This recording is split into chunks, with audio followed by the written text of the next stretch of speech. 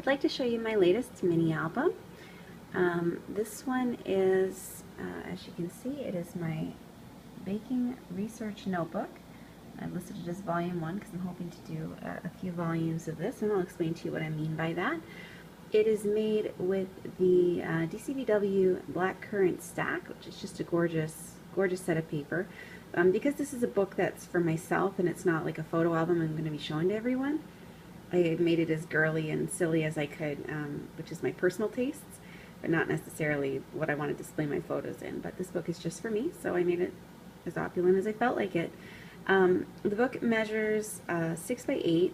Pages inside are 5.5 by 7.5, and I just did that so I could get 2 pages off of each sheet of the 12 by 12 paper pad that I used. So I'll start by showing you the cover.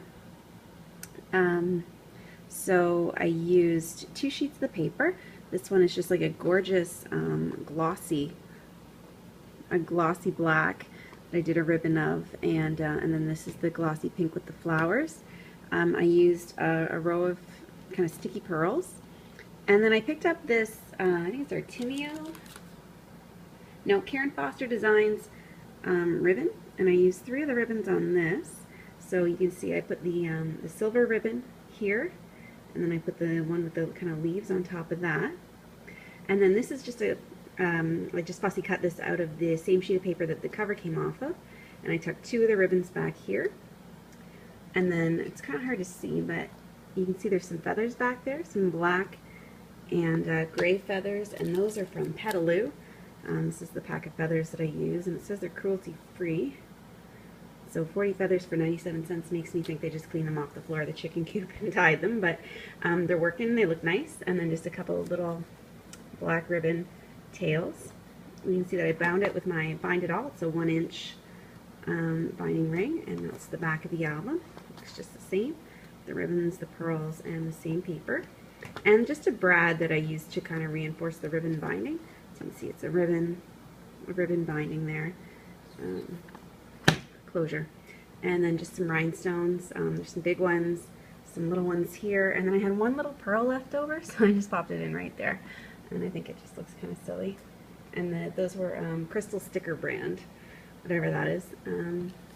So let's open it up. So I'm not going to open to the front page because I want to show you what the book is about.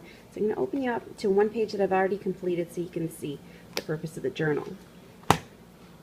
So this journal was inspired by a terrible pie that I made. It was a cherry pie, and it did not turn out. The tapioca in it didn't soak in well, and it was ugly, it was unpleasant.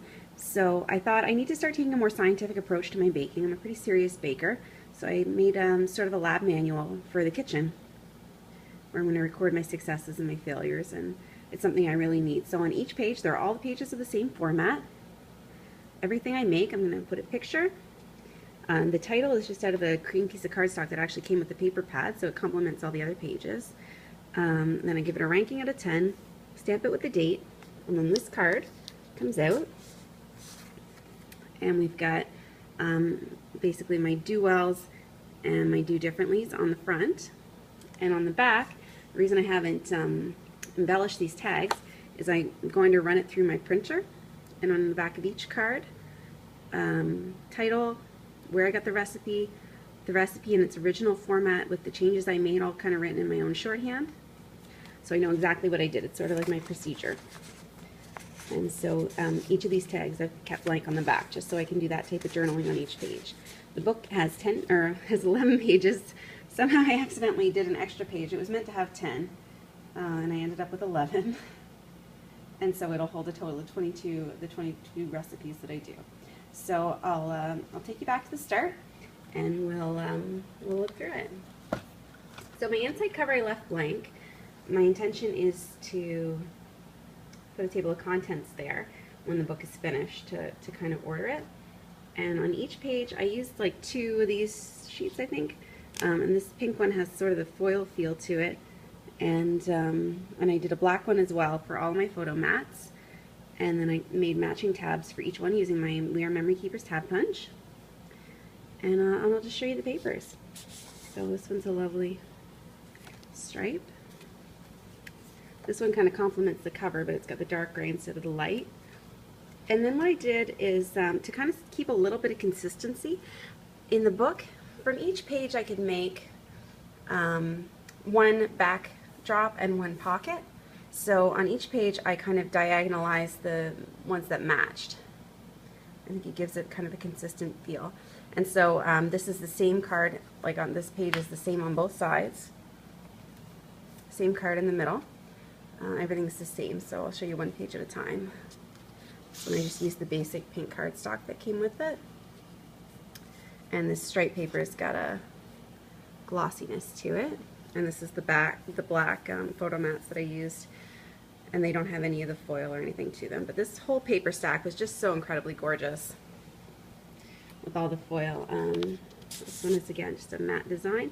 And all the edges of distressed with Tim Holtz black soot.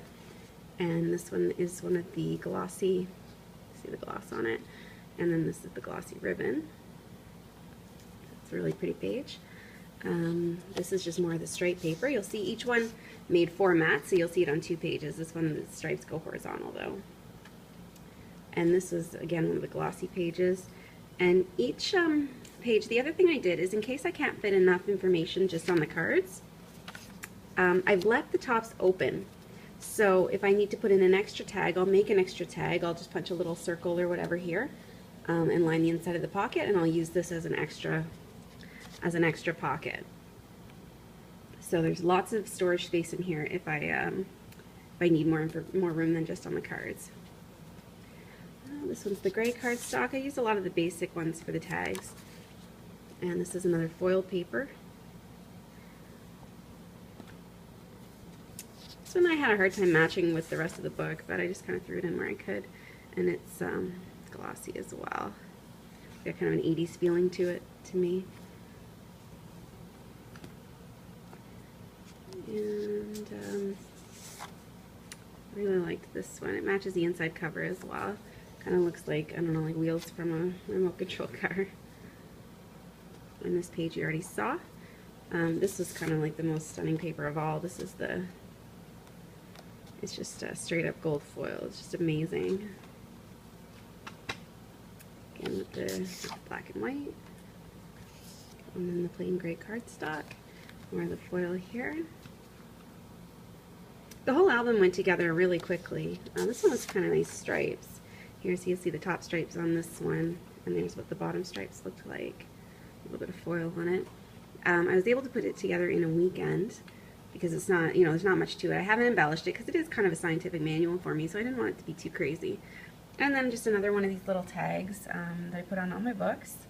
And they're just attached with a couple of brads. Look at the box here if you want to see what you're looking for to get these. It's, I don't actually see a brand on it anywhere. I got it at DeSerres Momenta, it looks like, .com. Yeah, so that's basically it. It's just a simple manual, just a little weekend project that I did.